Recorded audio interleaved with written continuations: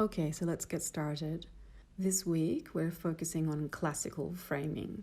This is framing which is more or less symmetrical and balanced, and the framing and the composition will be more or less centered.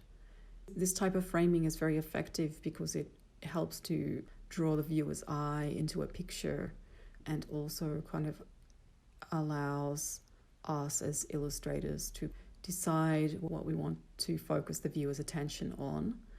And then another really interesting aspect of this type of framing is it sort of gives us almost like in a computer game sort of feeling when you have the view of the player. You can kind of like set up a scene that gives us the feeling that we are experiencing something like walking through a forest or a building. Like you have the feeling of stepping into somebody else's role and looking out at a scene.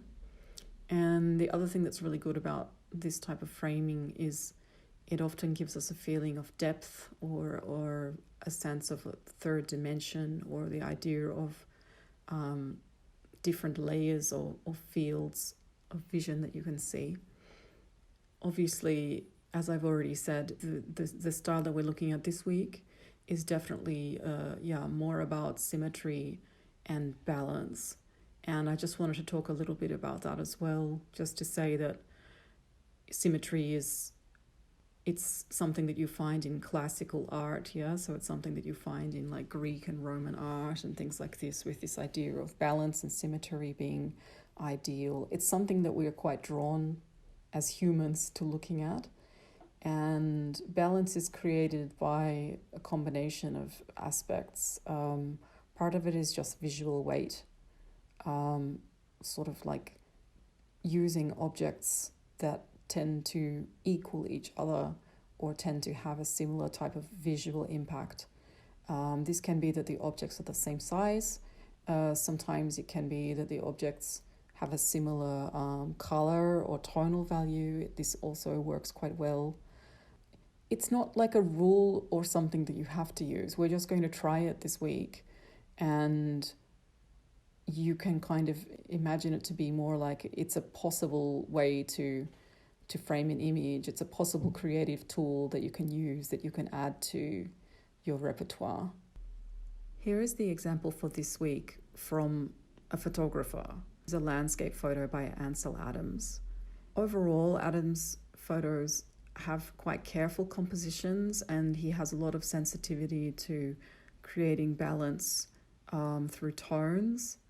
And it's interesting because his landscape photos are usually of wild type of places, but they often seem quite ordered and harmonious. And this is due to the fact that he uses this fairly balanced type of framing technique. This first image, we can see that it really draws our eyes into the picture, and it creates like a central focal point. And the idea of using the sort of this view of like looking out from a cave or looking out from an overhanging rock even makes it the photo quite, I feel like it makes it quite theatrical. It almost looks a little bit like when you go to the theater and they have a kind of set and they have a frame on the outside, and then you look further in and then there is something else in the composition behind that, like maybe some other stage props or other elements of the set, and it creates this kind of like layered illusion, and our eyes go further and further into the picture. And I think you can see this here. It's done very effectively.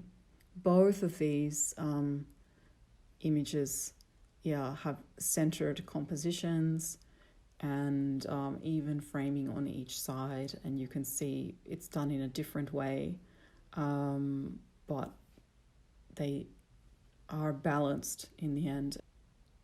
I thought it would also be a good idea to show you all just some more contemporary examples. When you take inspiration from photography, obviously this can include film, and I think Wes Anderson is the most logical example to show you. of somebody who works very, very carefully and meticulously to create incredibly balanced and symmetrical compositions that very, very often feature framing of the characters. This is an example from Moonrise Kingdom, and yeah, you can see that obviously everything is perfectly centered. The character is surrounded by the architecture, and they are just absolutely like perfectly placed, so that you could basically put a ruler down the middle of the picture and more or less it would look similar on the left and right side. This is another example from, it's also Wes Anderson obviously, from the Grand Budapest Hotel. And again, you can see, that he's used these pre-existing like elements from the room to frame the character perfectly, and everything is also done incredibly like symmetrically. Again, the left and the right hand side of the picture are almost identical, and again, the effect of having these curtains and French doors leading our eyes into this character, and then beyond the character, the view behind. So everything directs our eyes towards the center of the picture.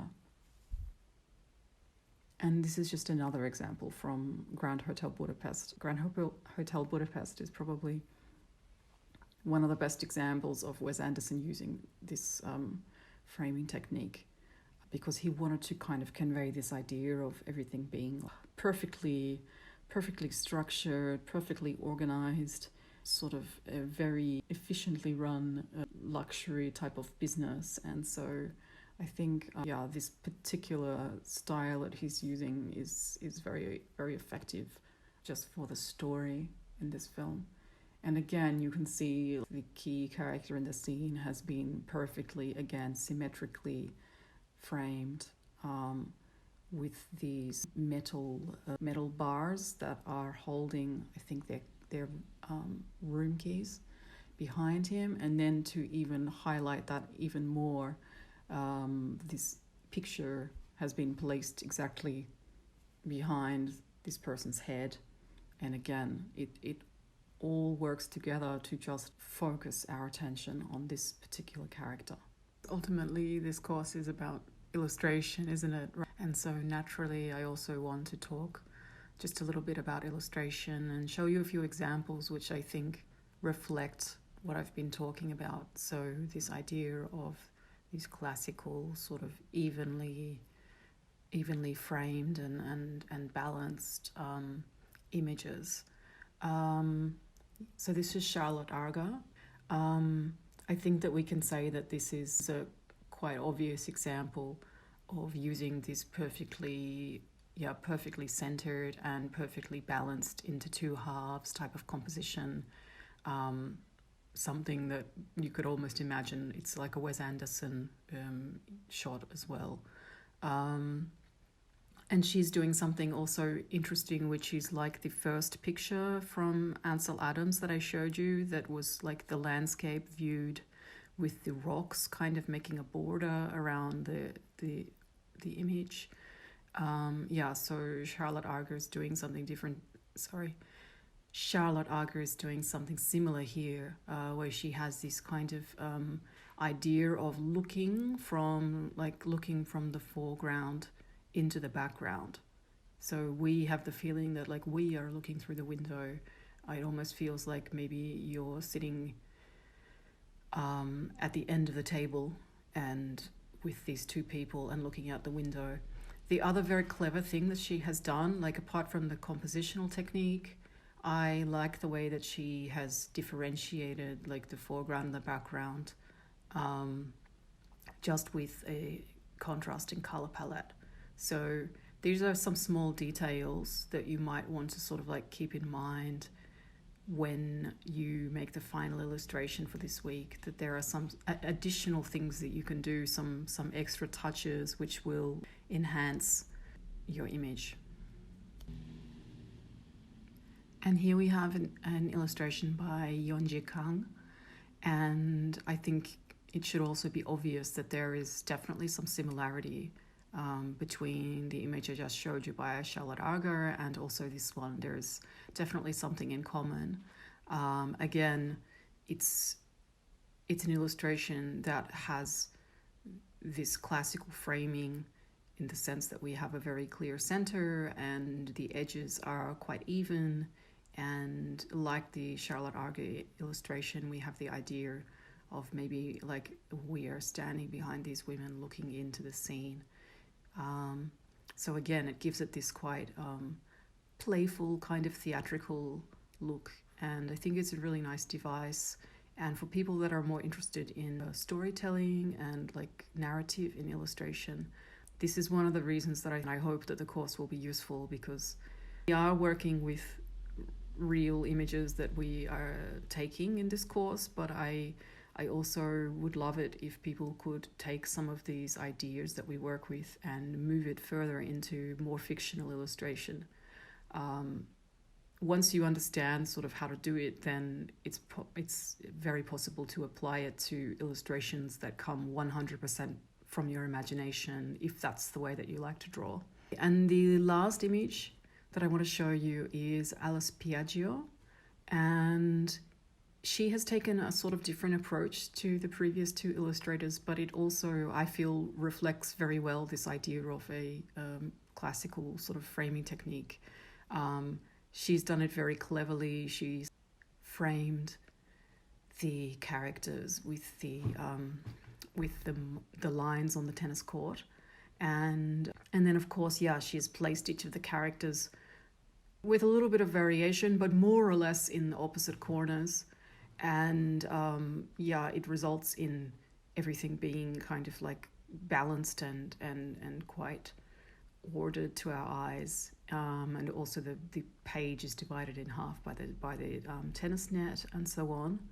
This system obviously works really well if you maybe draw something from either an aerial perspective, or in her case it's semi like an aerial perspective, but she hasn't drawn the characters from an aerial perspective. It's like the tennis court is from one angle, but the characters are, it's like a side-on view. So, I mean, it's technically not possible, but this is the benefit of illustration, that you can make a choice, to kind of use one type of perspective for the characters and one type of perspective for the background. Anyway, I hope that has given everyone sort of a better idea of how we might translate these ideas into illustration.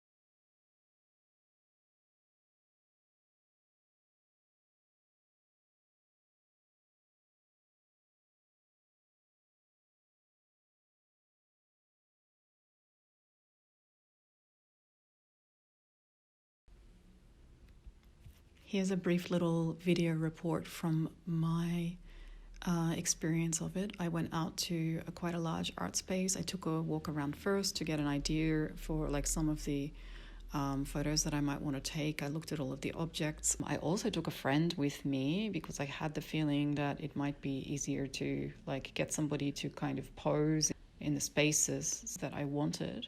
But I did spend some of the time playing a kind of random game and trying to snap a photo of people at exactly the right time when they're in the right position.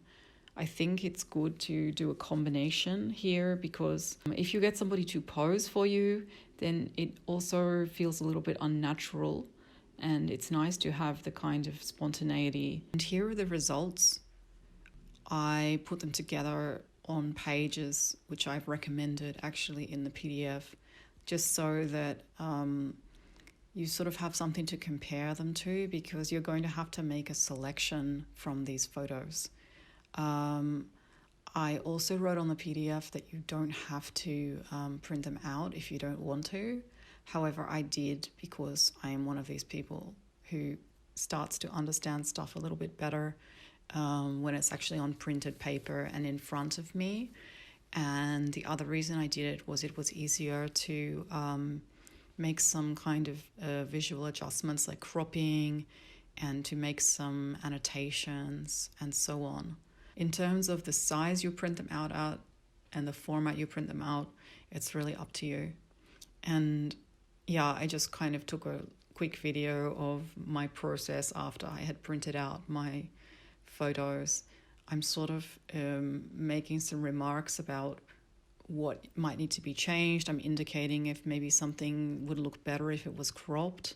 So this idea of like reflecting on what you have and making decisions based on your thought process, it's very valuable, and I would really like you guys to do this. Like to have a reason that you chose a particular composition and maybe didn't choose another one. Or you can also make a note, like at various points I might have written something like that the composition is good, but there's something that doesn't work maybe, and just to it helps to keep in mind maybe for the final illustration. There's a good example. One of the pictures I had, the foot of the person in the frame had been cropped off, and in my opinion it didn't look very good, so I just put a note to myself that the foot was cropped. And so just some little remarks or reminders to yourself to help you kind of work faster later on. And here you can see I'm just drawing some lines as to where I would crop the image, because I also realized after I took that one that it's a little bit asymmetrical and it doesn't actually fit the criteria. So the other thing to remember for this task is that if your photos aren't working so well, don't worry about it. You can either crop them in a digital program, or you can, as I was doing, make some notes for yourself, like how you would plan to crop it for the final image. So it's no problem if the photo is not perfect, because we had to take the photos quite quickly and you have time later to adjust it.